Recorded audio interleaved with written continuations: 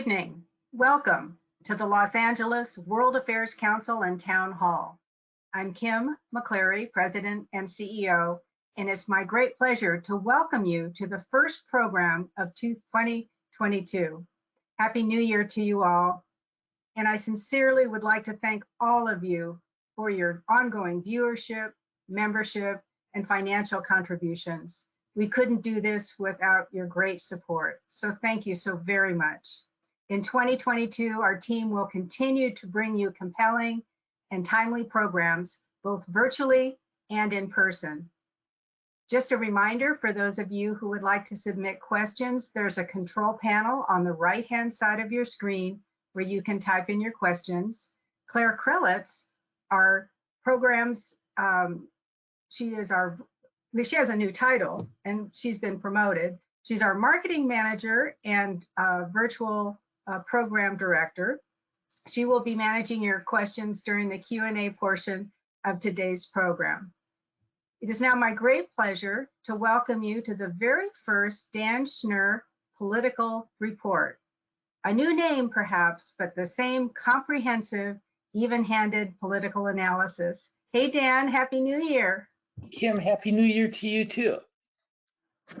We are so looking forward to having you get us back on track after our brief break with you last week. And you have a new structure, but it's really going to take advantage of all of your great comprehensive coverage of the most compelling issues. There'll be a central headline component, the big issue component, and of course, the very favorite Q&A portion of our members.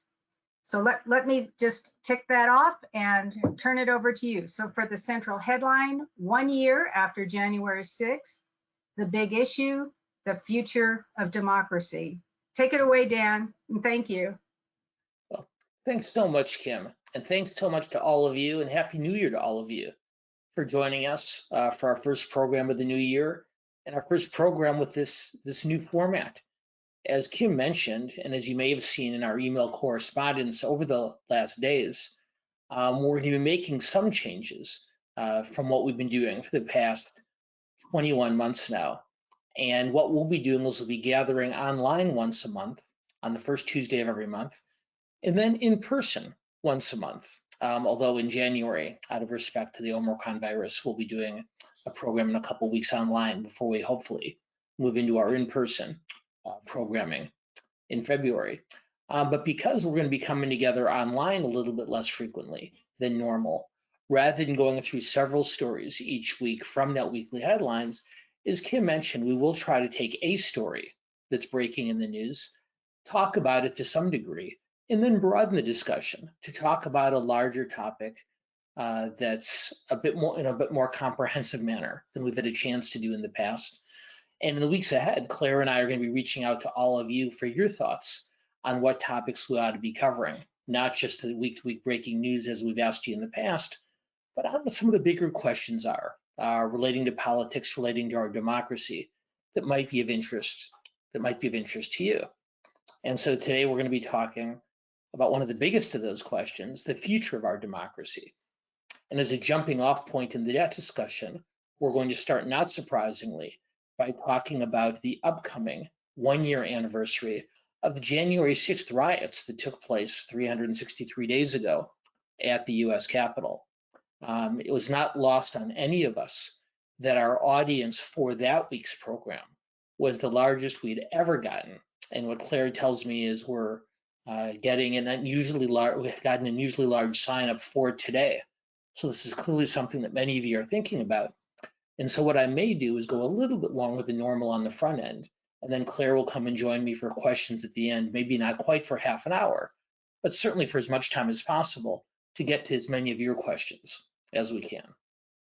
So look, as all of you know, the 1-year anniversary of the US Capitol insurrection is taking place the day after tomorrow.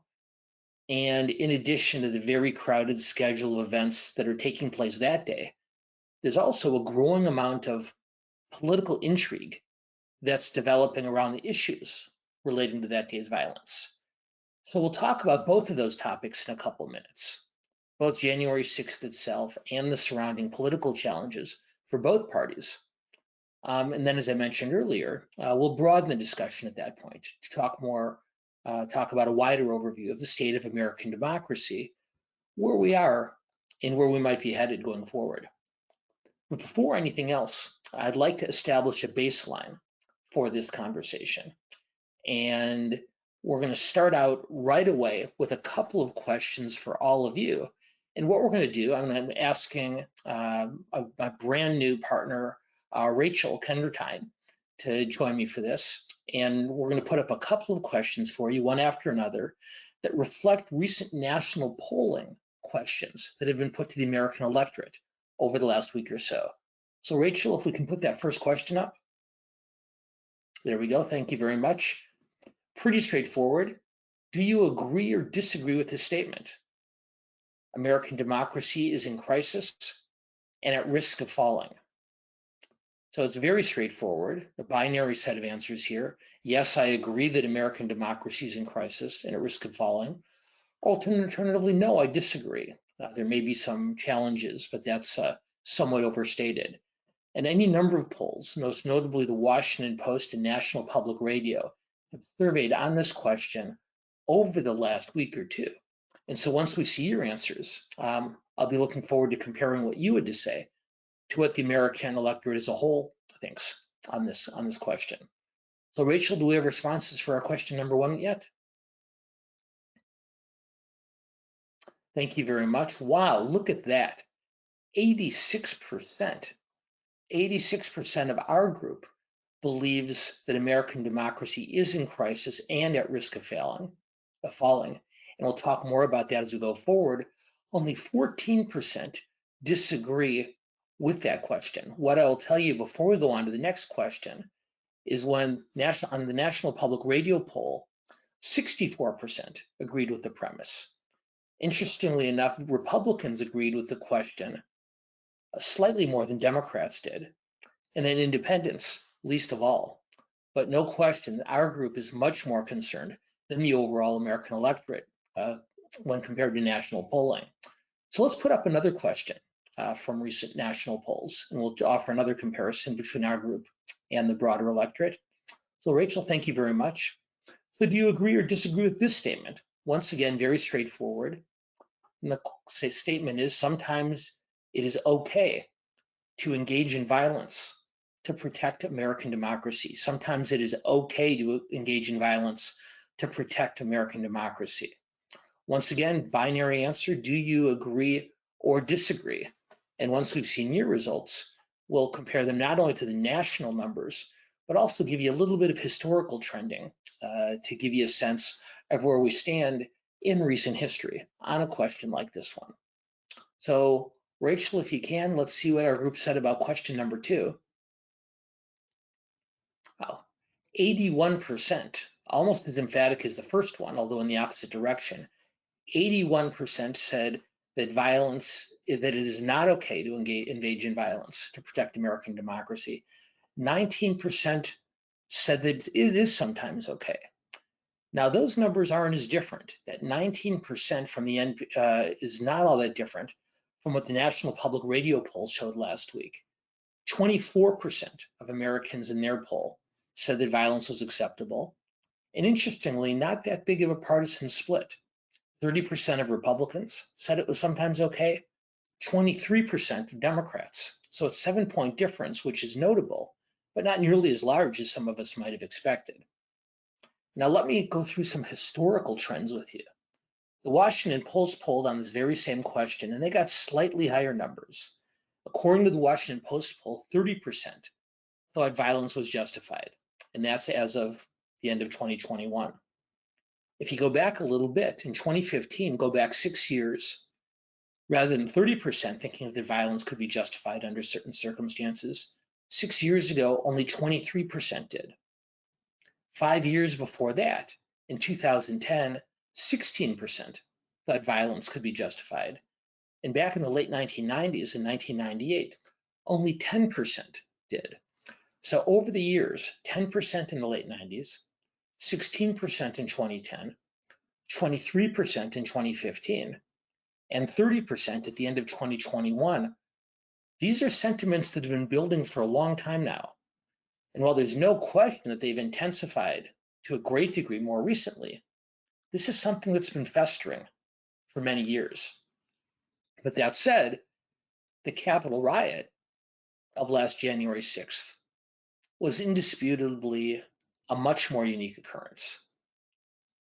And one of the biggest concerns that I believe we should be thinking about right now is how differently the two parties view what happened on that day.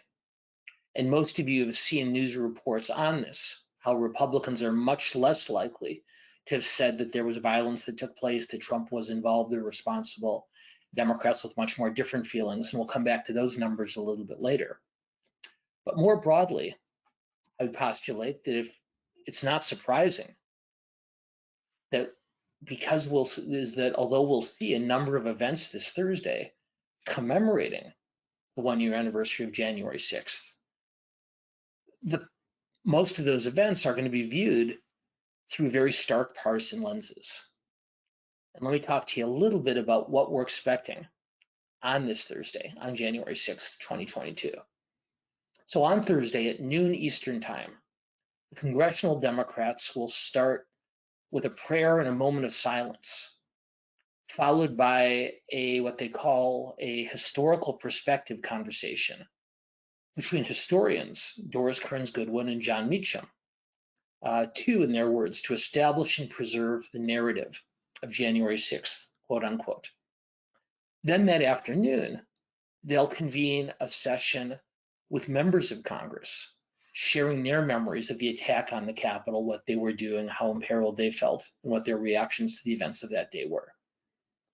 Now, most congressional Republicans, and this goes back to the great divide between the two parties on this and so many other things, most congressional Republicans have made it clear that they're not going to participate in this event on January 6th. But they're not holding their own event either. And because congressional Republicans are not doing their own event to push back with more of a Trump-centric narrative, they're facing some very fierce criticism from grassroots Republicans, from Trump loyalists, for not doing more to make their side of the case. So that afternoon, while the Democratic members of Congress are sharing their memories of the attack on the Capitol, Steve Bannon, the podcast host and former Trump advisor, is going to be hosting a program of his own with some of Trump's strongest supporters in Congress offering their views, Marjorie Taylor Greene, Matt Gaetz, and so on. Then as the day goes on, the dichotomy becomes even more interesting, because at 5 o'clock Eastern Time, former President Trump will be holding a news conference in Florida at Mar-a-Lago. And then at 5:30, back at the Capitol, after the events that I described earlier, the congressional Democrats will convene a closing prayer service to wrap up the day's activities. Now let's assume that Donald Trump is not going to be done with his news conference in 30 minutes, which I think is a pretty safe bet. That means what we're going to be seeing is a pretty extraordinary split screen image on cable television of Donald Trump on one side of the screen holding a news conference offering his version of the events of January 6th, the congressional Democratic leaders holding a prayer service on the other end of the screen. And I wouldn't even begin to predict what that dynamic is going to look like. That said, Trump has issued statements in the past, a number of statements in the past, attacking the congressional investigation. But he hasn't until now ever held an event specifically designed entirely to defend and legitimize January 6th. So expect his version of what happened that day, and likely his argument that the 2020 election was stolen, and especially expect him to level especially harsh attacks against the January 6th Congressional Committee. Because I want to spend a few minutes talking about the congressional investigation into the events of that day. Because the Democrats are very aware that if they lose the majority in the House of Representatives this November, if Republicans win back the House majority in the fall, then Republicans at that point will shut down this investigation altogether. So the Democrats know that they really only have until the beginning of January 2023 to finish their investigation and to present their results of the investigation to the American people. Now, Representative Benny Thompson, who's the committee chair, has said he intends to begin a more public phase of the investigation with hearings and testimony in public later this spring and an interim report out over the summer, followed in the fall by concluding hearings and a final report either just before or just after the midterm elections. So that's a pretty accelerated timeline for a very complicated investigation. But Democrats understand that they have no choice, because if they don't finish this by the end of the year, it's going to be finished for them. Now, there were a lot of aspects of this inquiry, and there were helpful stories in today's New York Times and Washington Post, both outlining the various components of the congressional investigation in January 6th, the money and the fundraising, the preparation for the events, the coordination between members of Congress and outside players, and the pressure campaigns that were taking place in the states to overturn the Electoral College votes. But it's beginning to look like the main focus of the congressional investigation, at least, may be the events of that day and in particular, what President Trump was doing over the hours that the violence was taking place in the Capitol. The 187 minutes, just over 3 hours, from when the violence broke out until the White House released the president's video encouraging his supporters to go home and to leave in peace. And one of the questions that the Congressional Committee will be looking into is whether they believe they can pursue criminal charges against Trump for his actions or his inactions that day. Now, the courts are already pursuing legal charges against a lot of the rioters. Federal prosecutors have charged more than 700 individuals with various crimes in connection with the insurrection at the Capitol that day. And so far, about just over 200, about 225 were charged with assault or resisting arrest. And those can be either misdemeanor or felony charges, depending on the circumstances. More than 75 of those were charged with using a deadly or dangerous weapon against police officers or threatening use of a deadly or dangerous weapon against a federal officer, including a member of Congress. And those are the individuals most likely to face the stiffest penalties and the longest sentences. Now, the Justice Department's taken some heat for not coming down harder on some of the rioters, especially those who didn't engage in direct violence against police or federal officers. And there's been a lot of criticism that they have not yet used charges of sedition or treason, even though early in the investigation they hinted that might be the case. But I think it's worth paying attention. Lower level cases tend to be easier to prosecute and typically get resolved before the more complex ones. So it looks as if the Justice Department is sort of clearing the decks of the trespassers, the nonviolent rioters, and addressing those first before going on to the more challenging cases. We'll talk more about this almost certainly in a webinar going forward as those cases progress. But in the meantime, the Attorney General, Merrick Garland, is going to be giving remarks tomorrow on his status update of the prosecutions against the rioters. And so we'll learn more tomorrow morning about what the Department of Justice sees as the path going forward. But that's individuals who stormed the Capitol on that day. Criminal charges against members of Congress, against administration officials, and most notably, potentially against the former president. This is something that Congress is going to have to decide whether to pursue and ultimately whether to turn over to justice for prosecution. And that's why the congressional Democrats are putting so much emphasis on these hearings and why Trump is fighting against them so hard. A couple of interesting poll numbers, or I could say this more broadly, a couple of interesting reactions to date as it relates to the January 6th committee's work as they begin to move in this next more public phase of their investigation. So it's not surprising that 80% of Democratic voters support the committee. 60% of all voters support the committee. But Republicans are pretty split. In fact, they're split almost evenly.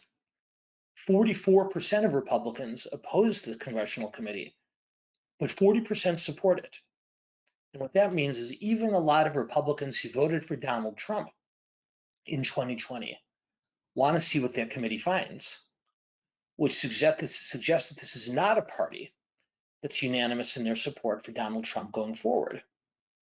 It's also notable that Senator Mitch McConnell, unlike most of the congressional Republican leaders who just vilified these hearings, McConnell's being a lot more circumspect. When he was asked about it, he said the following. He said, quote, "I think the fact-finding is interesting. We're all going to be watching it. It was a horrendous event," he said, "and I think what they're seeking now to find out is something the public needs to know." So that's Mitch McConnell on the congressional committee that other Republicans, not just Trump, but Kevin McCarthy and plenty of others, are calling a witch hunt and a partisan hack job and a horrible waste of time and money. McConnell's playing his cards much closer to his vest. Now, that's certainly not turning on Trump by any means, but it's also clearly not defending him. And it's very clearly leaving McConnell room to distance himself from Trump if the committee report is sufficiently damning. Now, we are going to talk about the committee findings in a future webinar. Of course we will. But for right now, it's notable that so many Republican voters and the top Republican elected official in Washington are also watching so carefully and have not come to a conclusion one way or another. And because Republican politicians across the country know that the nature of the committee report and the public reaction to it could make their dilemma over how closely to align themselves with Trump even more difficult, makes McConnell's and Republican voters' early reactions worth keeping an eye on as the investigation goes forward. Now, I want to talk for just a little bit also about the politics of January 6th. We've talked about what happened that day, and we've talked about the investigation into it, but there's some real-time political ramifications taking place right now. And as many of you may have read just over the last day or two, in the middle of all of this, the Senate Democrats have been working furiously to try to pass voting reform legislation and potentially to suspend the Senate filibuster.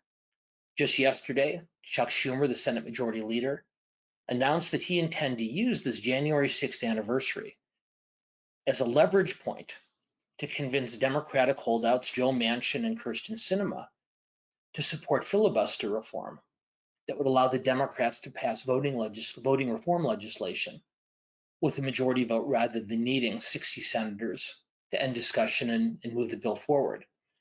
Now, we've talked about the filibuster quite a bit over the months, so I'm not going to spend a lot of time on it here.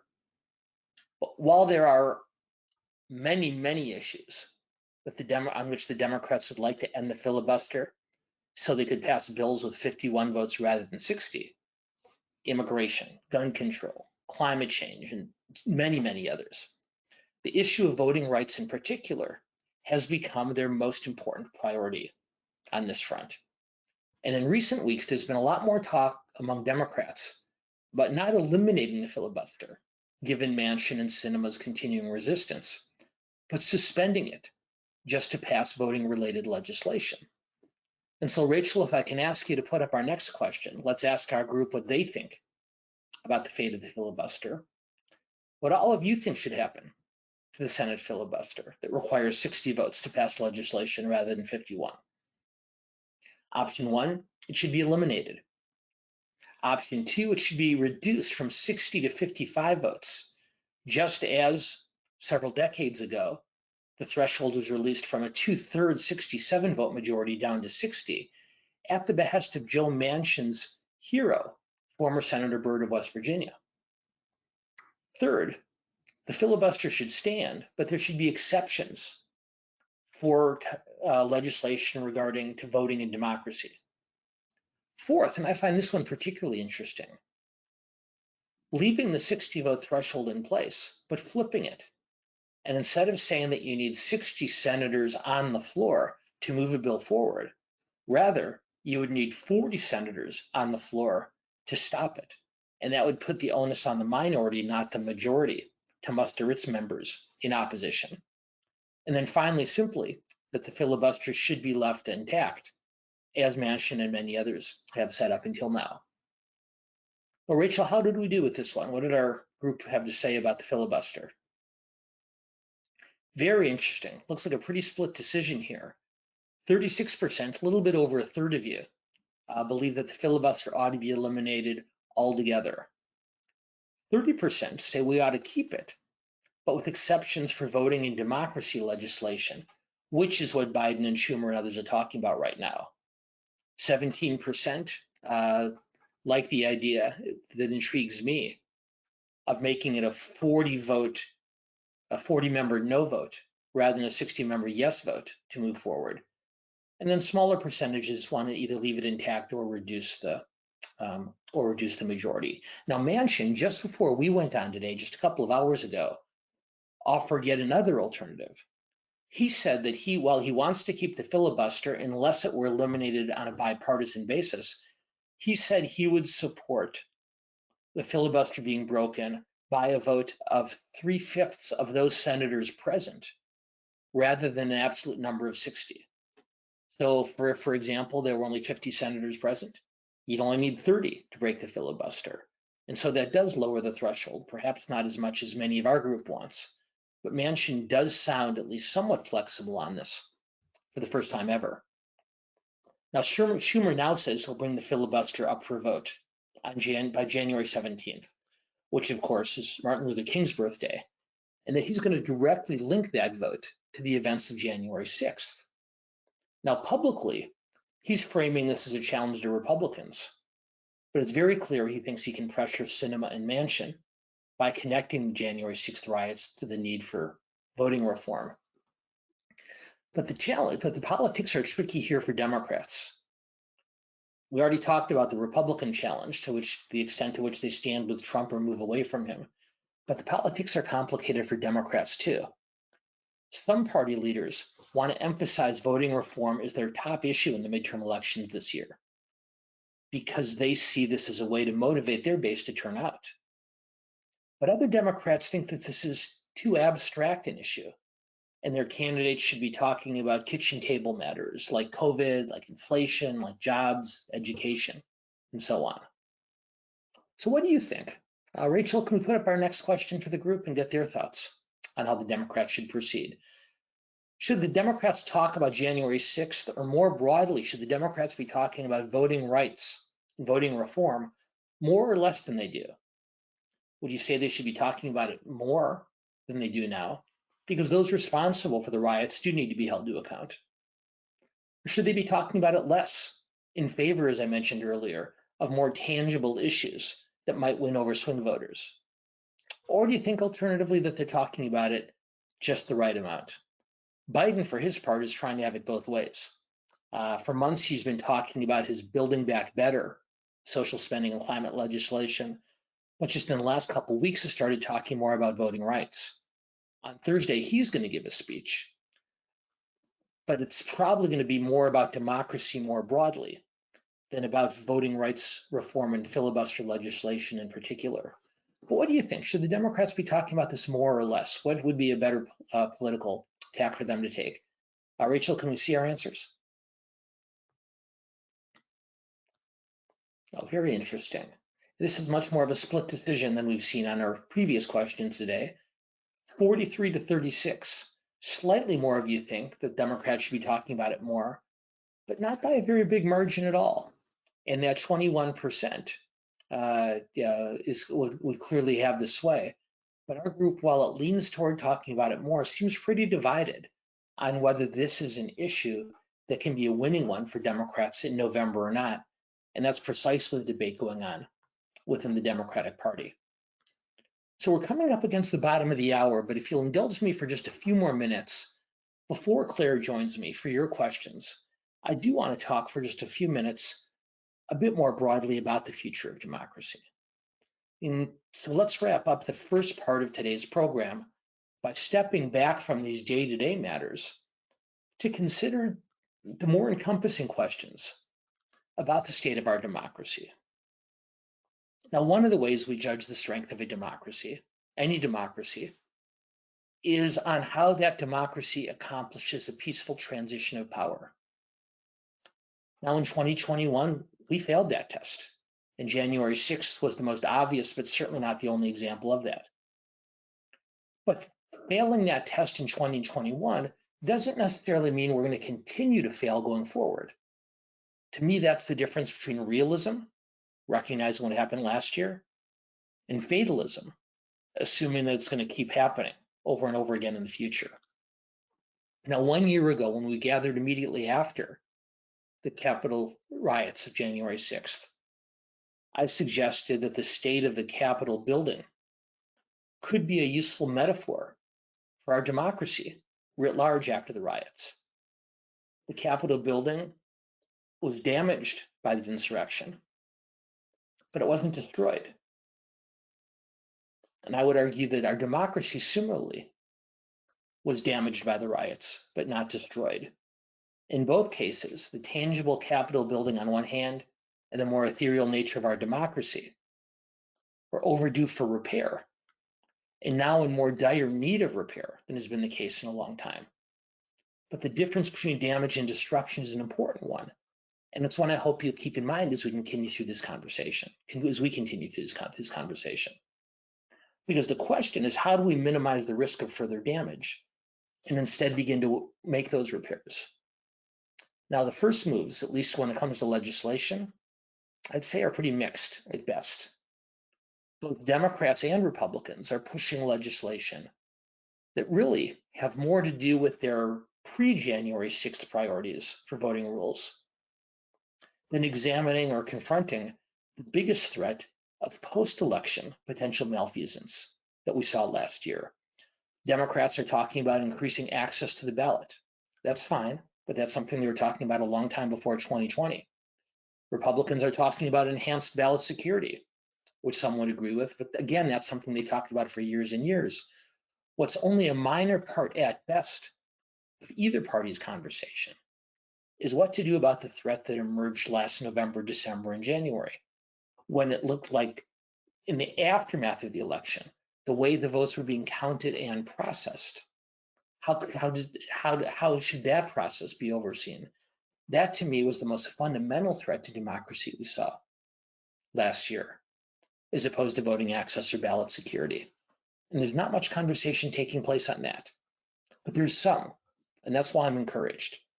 Because just over the last week or so, we're starting to see evidence that some members of both parties are moving toward addressing what's known as the Electoral Count Act.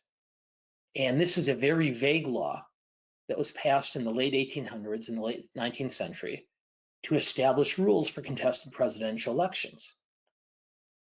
The law is very nebulous in several key areas, and that's something we saw last year during the post-election period in 2020 and early last year when Trump and his supporters tried to exploit those ambiguities. Now, there's all sorts of ways that the Electoral Count Act can be improved. It could clarify the role of the vice president, so a future vice president isn't put in the position that Mike Pence was last January.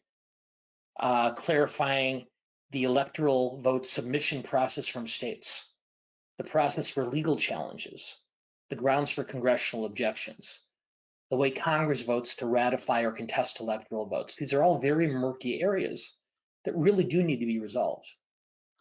And I think there's actually the potential for some work to be done on this, because while in 2021, the ambiguity worked in favor of Trump and his supporters, right now, neither party knows what the landscape is going to look like in January of 2025, because no one's going to know who won in November of 2024, a few years out.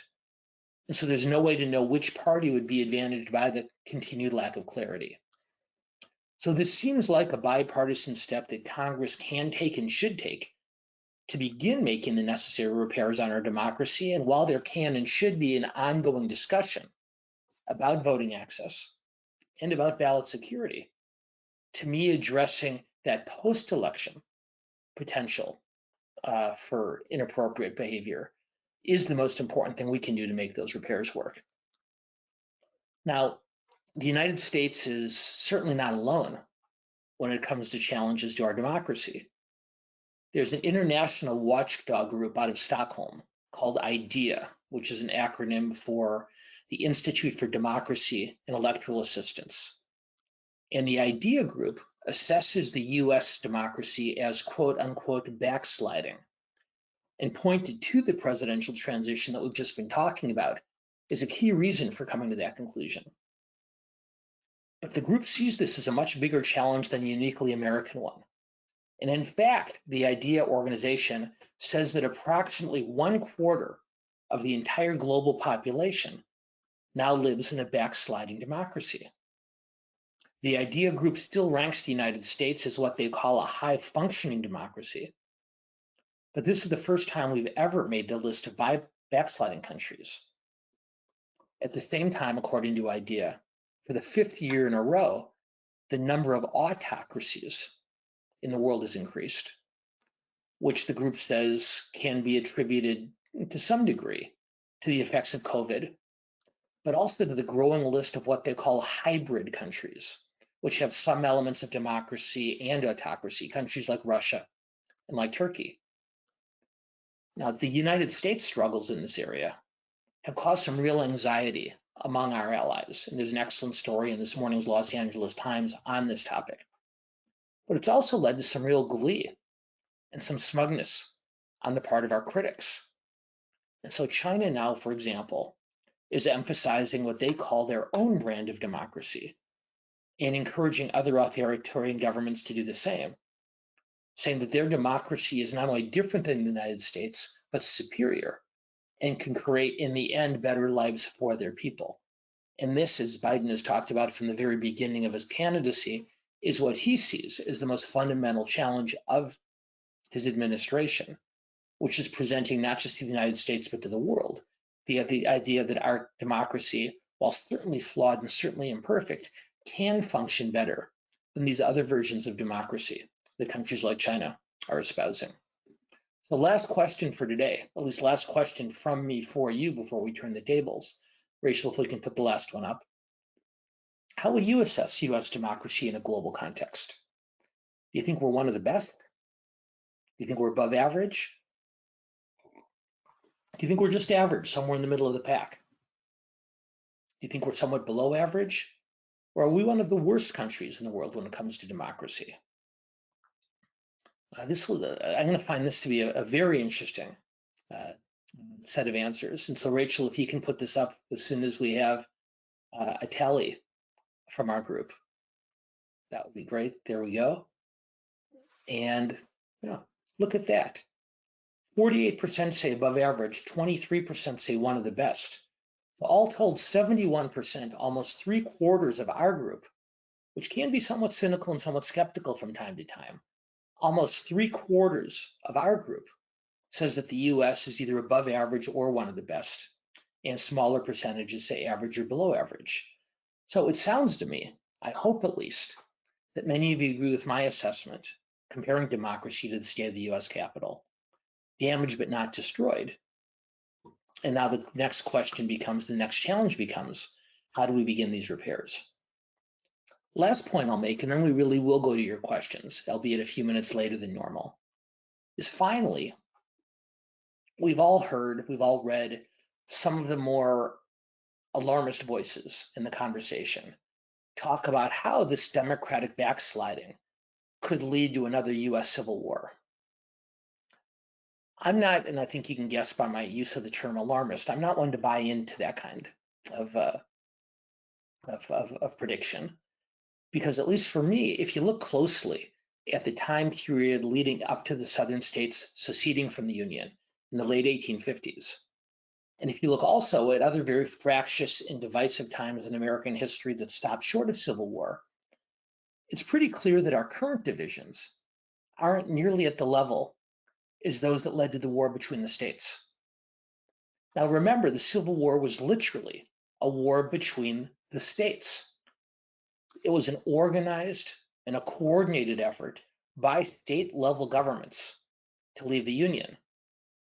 By contrast, even the violence we're seeing now, while horrific, is not organized at that level, but it's rather angry individuals and small groups that are engaging in that kind of behavior. And so if you look at American history for precedent, this sounds a lot more like 1968. And for that matter, more like 1791 and 1881 and 1828 and 1918 for that matter, than it does to 1858 or 1860. Now, most of you either experienced or have read about the civil unrest of 1968. But if those other years don't sound familiar, 1791, 1881, 1828, and 1918, do a little bit of Googling. And what you can see is that while these periods of division are difficult for America, they're not unprecedented. And although one of them turned into a civil war, for the most part, we found other less violent and less catastrophic ways of repairing our democracy. That doesn't mean that our challenges aren't immense. They are. They're absolutely huge. But back to the analogy of the Capitol one more time. Our democracy is damaged, but it's not destroyed. And our country's history in all those years and in many others shows that we're perfectly capable of the necessary repairs. That's why we have these webinars in our in-person programs too, to educate each other and to remind each other that we have made it through difficult challenges before and we can do it again. And I hope you will join us in this new format every month for the Dan Schnur Political Report, as they're calling it, for these kind of bigger and broader and more comprehensive conversations. And for those of you in the Southern California region, I hope you'll begin to join us in the months ahead for our in-person programs as well. So I have gone on a bit long, and for that I apologize, but I will ask the amazing Claire Krelitz to join me for the last 20 minutes or so. Claire, welcome to your new role and congratulations on your promotion. Well, thank you so much, Dan. And before I dive into the questions, let me just say that it's such an honor to be stepping in for Jessica and joining you. I've had the privilege of working alongside Jessica for the past 2 years, and I think I speak on behalf of all of us to thank her for doing such an amazing job making our webinars engaging, lively, and a truly interactive experience for everyone participating. So I'll do my very best to do the same. And with that, you're going to be great. And even if you are the president of the Jessica Duganzik fan club, the rest of us are all members. And so I'm going to ask you the same question I asked her. I imagine we've had a couple of questions come in over the first portion of the program. Yeah, we have had a few questions. So let's dive right in. And actually, this first question speaks to what you were just talking about. So this person says, we've had many times in the past where divisions were extremely serious. So do you think the media is whipping up the idea that democracy is in danger, or who is responsible for this sentiment? I would say that it is a shared responsibility, and it's a great question. We have faced these challenges before, and every time we face them, we think that absolute catastrophe and cataclysm awaits. That's just the natural human conceit. We think that when we're facing challenges, whether in the 1800s or 1900s or in the 21st century, we think that our challenges are the worst ever. So some of that's just endemic. Some of that responsibility, as the questioner correctly points out, is the responsibility of legacy media, particularly cable television. It's often been stated that there really aren't 24 hours of news in a day, so they have to do something to fill all that time. And too often it ends up being panel discussions and other examples of hand-wringing and alarmism. But a lot of it also is social media. Because every one of us now, given our social media tools, is essentially our own television network, we can forward the most extreme, the most provocative, and the most insightful ideas out into the blogosphere. and we tend to hyper each other up into a frenzy. Claire, as you know, one of the things we've talked about on these webinars many times over the last couple of years is the importance of all of us getting out of our own ideological bubbles to talk to and listen to people from other perspectives. Well, I don't think there's anything wrong with listening to the most alarmist voices. They can be a helpful caution. But we also need to make the extra effort to seek out broader historical and ideological perspective. And cheap plug for World Affairs Council Town Hall. That's why we do the kind of programs we do. And this program specifically. So there we go. That's excellent. Continuing on this topic, this person says, we are seeing examples of autocratic leaders rising in ostensible democracies. So what guardrails could we erect to block their rise? Or is this just a regrettable byproduct of democratic elections themselves? I don't think the two alternatives that the questioner laid out are mutually exclusive. In other words, sometimes voters in any country make bad decisions, and different people can offer examples of what they think those bad decisions were.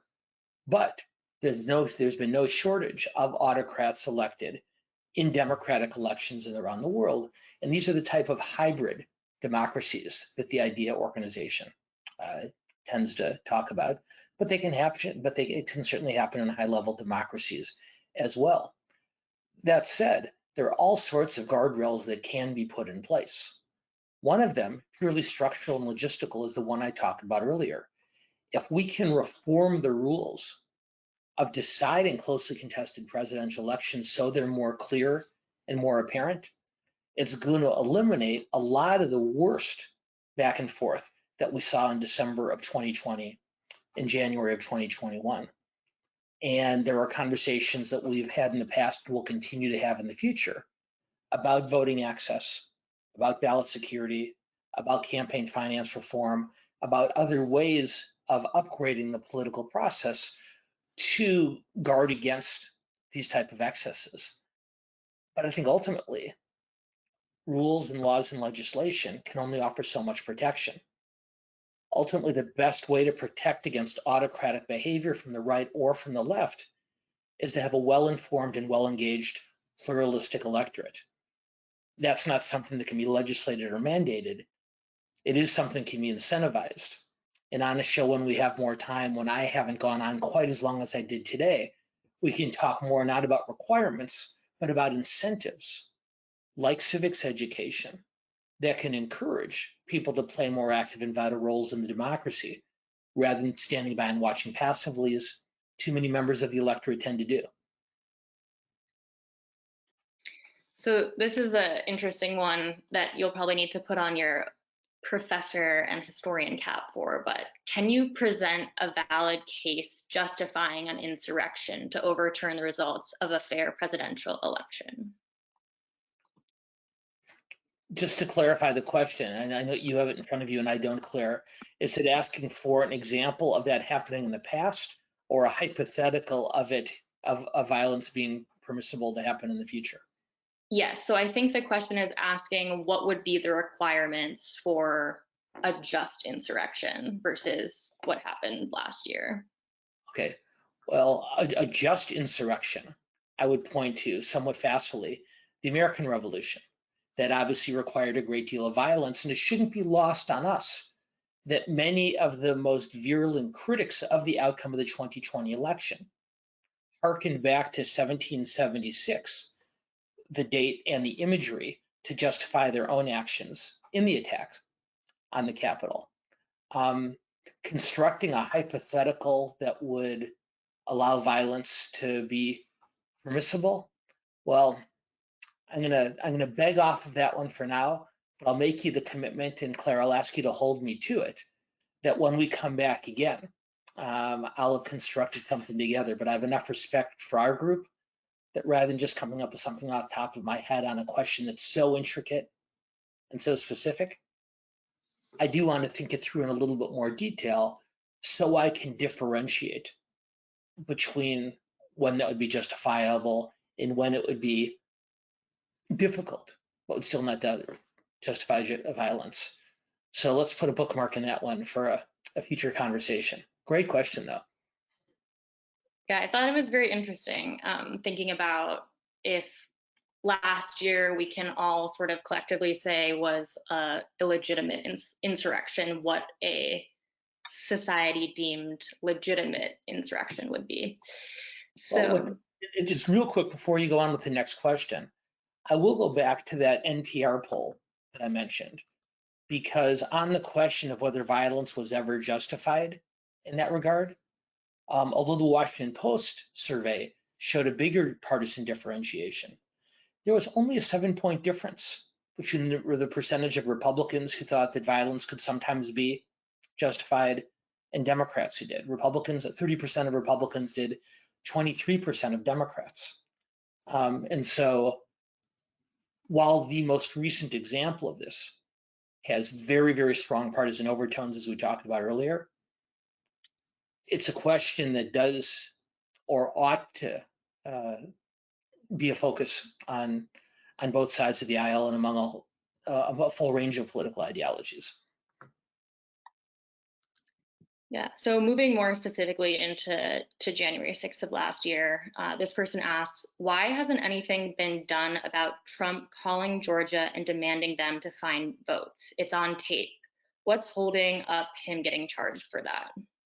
In fact, the Fulton County District Attorney, the county in which the city of Atlanta is based in Georgia, is pursuing legal action against Trump just on that charge.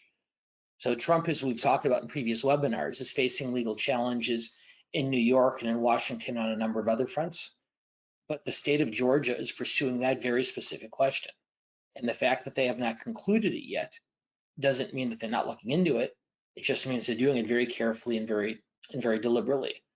So in fact, that is not only an investigation that's taking place in Congress and the Justice Department, but legal proceedings that are taking place in the state of Georgia on that very question.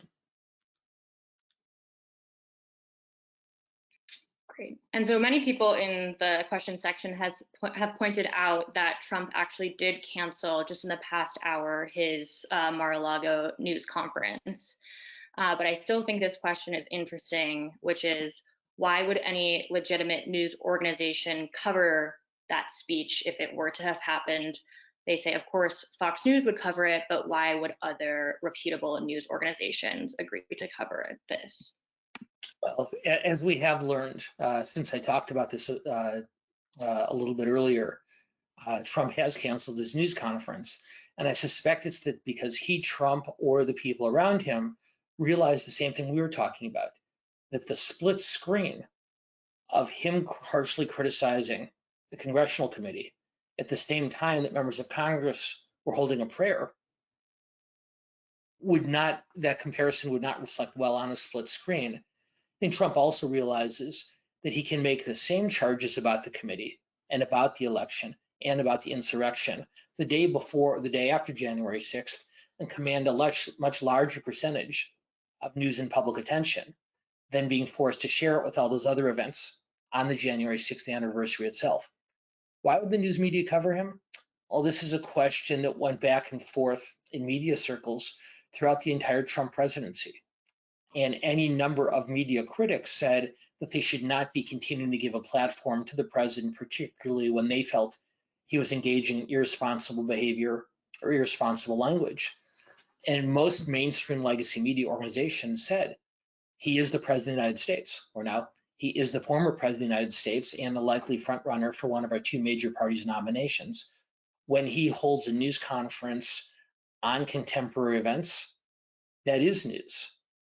So I think most of the networks, and particularly the cable networks, now look back a bit sheepishly and realize that they probably gave Trump more of a platform than they should have in 2016, particularly in the primary, simply because of the ratings they knew it would bring. But as time has progressed, I think a more measured approach to Trump, like any other newsmaker, is do you cover someone who is making news, even if you don't necessarily find that news to be responsible or not? It is worth noting that Facebook and Twitter have still not lifted their bans on Trump, although it's widely rumored that Facebook will rescind that ban during 2022. But at least as it stands right now, mainstream news media would argue, and I think with some credibility, when the former president of the United States talks about things of such relevance and salience to the American people, it is news whether or not you as an audience member happen to find that message to be acceptable or not. So moving on to the discussion on the filibuster, this person asks, is it foolish for Senate Democrats to push for filibuster changes, given the fact that the GOP may control the Senate in 2022? Well, that's been the argument that Manchin and in particular Kyrsten Sinema have been making very vociferously all the way through. And it's ironic that it was just days ago that very sadly, the former Democratic Senate Majority Leader Harry Reid passed away.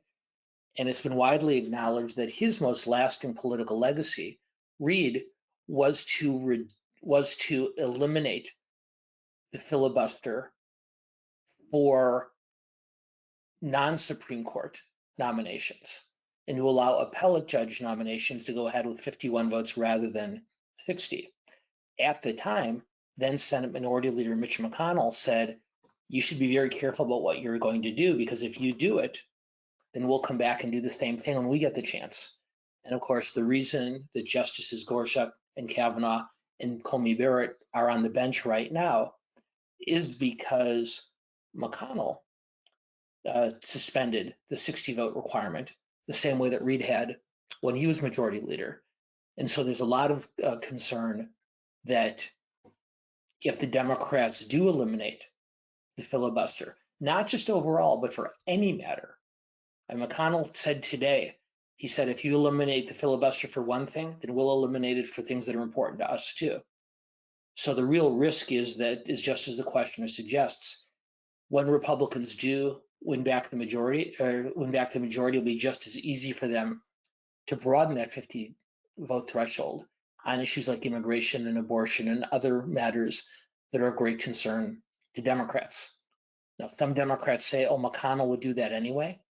But to be fair to McConnell, he didn't change the threshold for judges until Reid did first. And he's never done this before. Some Democrats say that voting reform or immigration reform or climate change or gun control are so important that we should risk what Republicans would do if they gain back the majority. But that is a pretty big risk. And so that still is the strongest argument against it. Based on Manchin's comments today, and I'd encourage all of you to read what Senator Manchin said in full online tonight or tomorrow, it looks like while Manchin will not support an elimination of the filibuster, he will support certain reforms and weakenings of it, which is a step that he was not willing to take even a few months ago. So it looks like Schumer's gambit may be having maybe not as many results as many Democrats would like, but maybe having at least some impact. And so I'll do one final question on this topic of the filibuster, although it might be a broader question. So this person asks or says, by keeping the filibuster, doesn't that ensure that minority rules? I've seen arguments for this being both a good thing and a bad thing for government. Do you have thoughts, Dan? Well, our founders were very concerned about what they called the tyranny of the majority. The idea that if I just happened to have slightly more support than you did, that I could do everything I wanted and you would get nothing. And so protecting the rights of the minority wasn't a necessary set of compromises on which our Constitution was based. I worry about the tyranny of the majority, not just for political reasons, but for more human reasons too. If I happen to have one more vote than you do, Claire, that doesn't mean that I'm right about everything and that you're wrong about everything. You still deserve to have, even if you're in the minority, you still, Claire, deserve to have a voice in the conversation. And I think it is important to protect that voice. The extent to which it's protected, 67 votes, 60 votes, 55 votes, 50, is another set of conversations altogether. But as the founders, I think, wisely decided that we should not be, as a country, a full democracy, but rather a republic. And one of the many reasons, I think, credible reasons for that is to make sure that even the outnumbered among us have our voices heard. And for any of us who are the members of a racial or an ethnic or a religious or an ideological minority, those kind of protections are very important. Great. Well, thank you so much, Dan, and thank you to all of our audience for participating in our first Dan Schnur Political Report, although I'm sure many of you have been around for many months with politics in the time of coronavirus. It was a pleasure asking these questions, and we will see you on the first Tuesday of next month. So Kim, I will turn this back over to you. Okay. Claire, you were great. Thank you so much. We're going to have a great time working together through 2022. Hear, hear. Terrific, Claire. Thank you so much. And actually, in addition to Dan's first Tuesday virtual of the Dan Schnur Political Report, he has graciously agreed to do an in-person once a month with us. Due to the fact that the Omicron surge has kind of thrown a damper on our in-person events for January, just today, Dan has agreed to do his next program with us on January 18th virtually. So please mark your calendars for Tuesday, January 18th at 5 p.m. And Claire will be posting all of our upcoming programs, both on our website and in the e-blasts that she sends to you all. And also, if you like more time with Dan, what he is going to be doing on his monthly virtual programs is continuing to have the post program, which is a more interactive format where you can ask questions directly with Dan. And if you're interested in that, please sign up to become a member and join us. We'd love to have you join the conversation.